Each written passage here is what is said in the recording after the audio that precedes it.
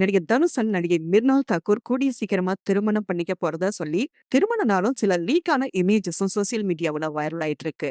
42 வயசான தனுஷ் மற்றும் 33 வயசான மிர்னால் தாக்கூர் 2026 பிப்ரவரி 14 அன்னைக்கு வேலண்டைன்ஸ் டேல திருமணம் பண்ணிக்க போறாங்க அப்படின்னு செய்திகள் பரவிட்டு வருது. இந்த திருமணம் ரொம்பவே தனிப்பட்ட முறையில பிரைவேட் வெட்டிங் மாதிரி நடக்க போறதாவும், நெருங்கிய குடும்பத்தினர் மற்றும் நண்பர்கள் மட்டுமே இந்த திருமணத்துல கலந்துக்குவாங்க அப்படின்னு சொல்லிட்டு இருக்காங்க.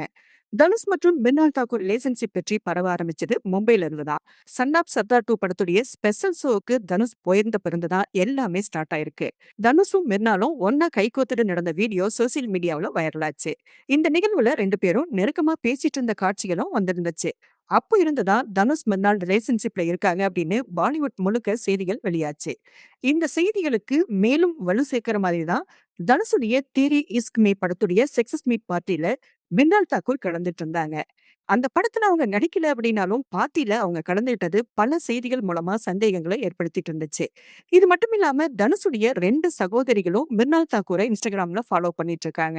டெக்கான் ஹெரால்டு மற்றும் நியூஸ் 18 நேஷனல் மீடியாக்களுடைய தகவல் படி தனுஷ் மிர்னால் 2 பேரும் உண்மையிலேயே காதலிச்சுட்டு வரதாகவும், ஆனா இது இன்னும் ஆரம்ப கட்டத்துல இருக்கிறதால வெளிப்படையா பேசாம கவனமா இருந்துட்டு வரதாகவும் சொல்லிட்டு இருக்காங்க. பாலிவுட் வட்டாரங்கள்ல இவங்களுடைய உறவு கடந்த சில மாதங்களாவே பேசப்பட்டு வர நிலையில மிர்னால் தாக்கூர் ஏற்கனவே ஒரு பேட்டியில இதுக்கு விளக்கம் கொடுத்திருந்தாங்க. தனுஷ் எனக்கு நல்ல நண்பர் மட்டும்தான். இது எல்லாமே வேடிக்கையான வதந்தி அப்படின்னும், அந்த நிகழ்வுக்கு தனுஷ் கிடையாது, என்ன நடிகர் அஜய் தேவ்கன் தான் இன்வைட் பண்ணியிருந்தார் அப்படின்னும் விளக்கம் கொடுத்திருந்தாங்க. அதேபோல தனுஷ் தரப்புல இருந்து டெக்கான் ஹெரால்டுக்கு விளக்கம் கொடுத்திருக்காங்க.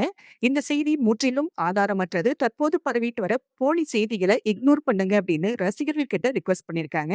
மேலும் இது முற்றிலும் போலியானது மற்றும் ஆதாரமற்றது. தயவு செய்து இதுல ஏமாறாதீங்க அப்படின்னும் சொல்லியிருக்காங்க.